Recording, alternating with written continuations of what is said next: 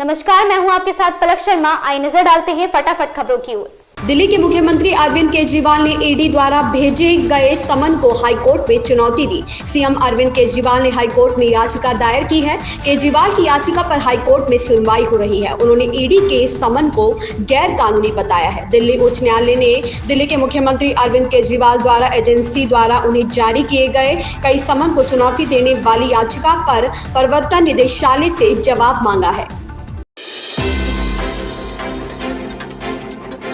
तेलंगाना की राज्यपाल तमिलिसाई सुंदरराजन ने बुधवार को एक बार फिर भाजपा का हाथ थाम लिया है। उन्होंने 2 दिन पहले ही राज्यपाल पद से इस्तीफा दिया था। सुंदरराजन ने भाजपा में शामिल होने के बाद कहा, मैं चुनाव लड़ना चाहती हूं और मैंने यह इच्छा अपनी पार्टी को भी बताई है। मैं खुश हूं कि मुझे एक बार फिर से सदस्यता कार्ड मिल गया है जो मेरे पास है। यह सबसे खुशी का दिन है। यह एक कठिन फैसला है और एक अच्छा निर्णय है। बिहार लोक सेवा आयोग ने तीसरे चरण की शिक्षक भर्ती परीक्षा को रद्द कर दिया है। बीपीएससी की ओर से इसके लिए नोटिस जारी कर दी गई है। 15 मार्च को ली गई 2 पालियों की परीक्षा रद्द की गई है। इसके बाद आर्थिक अपराध इकाई ने खुलासा किया कि परीक्षा प्रश्न पत्र 13 मार्च और 14 मार्च को ही लीक हो गया था। ईओयू ने इस मामले में 266 लोगों को जेल भी भेजा था। दिवंगत पंजाबी गायक सिद्धू मूसेवाला की माता ने रविवार को एक बेटे को जन्म दिया था। परिवार बच्चे के जन्म का जश्न मना भी नहीं पाया था कि एक टेंशन ने उन्हें घेर लिया। दरअसल मूसेवाला की मां चरण कौर ने 58 साल की उम्र में इन विट्रो फर्टिलाइजेशन तकनीक का सहारा लेकर बच्चे को जन्म दिया था। भारत में आईवीएफ के लिए अधिकतम उम्र 50 वर्ष निर्धारित होने के कारण चरण कौर विदेश से इस तकनीक के जरिए गर्भवती हुई थी। अब इस मामले में परिजनों को लीगल नोटिस भेजने की बात सामने आई है।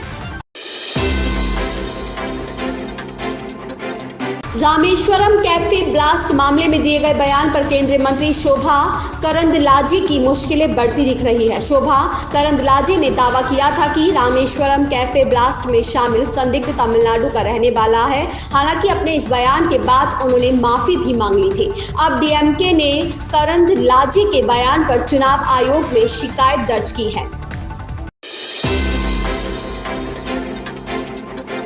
अभिनेत्री प्रियंका चोपड़ा बुधवार को अपने पति निक व बेटी के साथ अयोध्या पहुंची। इस मौके पर इंडियन लुक में नजर आई। उन्होंने अपने परिवार के साथ रामलला के दर्शन किए। उन्होंने करीब 30 मिनट रामलला के दरबार में दर्शन पूजन किया। राम मंदिर ट्रस्ट की ओर से उनका अभिनंदन किया गया। प्रियंका के पति निक भी इंडियन लुक में नजर आ रहे थे। उन्होंने सफेद रंग का कुर्ता पायजामा पहना हुआ था। वहीं प्रियंका चोपड़ा पीले रंग की साड़ी में नजर आई। प्रधानमंत्री नरेंद्र मोदी ने रूस के राष्ट्रपति व्लादिमीर पुतिन को 5वीं बार राष्ट्रपति बनने पर बधाई दी। उन्होंने कहा कि भारत और रूस के बीच साथ काम करने को लेकर सहमति बनी है।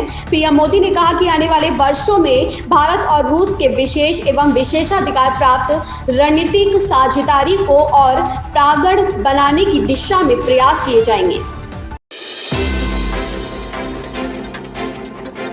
विदेश मंत्री डॉक्टर एस जयशंकर ने बुधवार को तीसरे लोकतंत्र शिखर सम्मेलन को संबोधित किया। इलेक्ट्रॉनिक वोटिंग मशीनों की शुरुआत पारदर्शिता, दक्षता और लोकतांत्रिक प्रक्रिया की पवित्रता के प्रति हमारी प्रतिबद्धता का प्रमाण है। यह बदलाव न केवल आधुनिक लोकतंत्र के सिद्धांतों के साथ संरेखित होता है बल्कि अधिक नागरिक जुड़ाव का मार्ग प्रशस्त करता है, खासकर युवाओं के बीच जो हमारी लोकतांत्रिक विरासत की जिम्मेदारियों को प्राप्त करेंगे।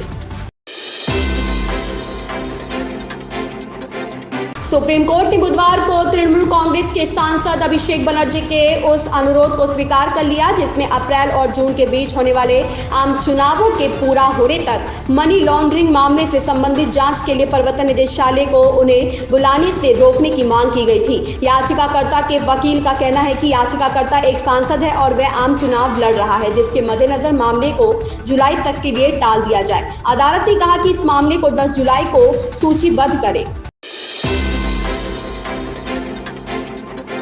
साउथ के सुपरस्टार सूर्या, बॉबी देओल और दिशा पाटनी स्टारर कंगवा का टीजर रिलीज हो चुका है। 51 सेकंड के इस टीजर में कोई डायलॉग नहीं है, सिर्फ एक्शन और एडवेंचर सीन्स की झलक है। शुरुआत में मेकर्स इस फिल्म को अप्रैल 2024 में थिएटर्स में रिलीज करने वाले थे, पर इलेक्शन के चलते इसे पोस्टपोन कर दिया गया है। मेकर्स ने अभी इस फिल्म की नई रिलीज डेट अनाउंस नहीं की है। इन खबरों में बस इतना ही। बने रहे हमारे साथ।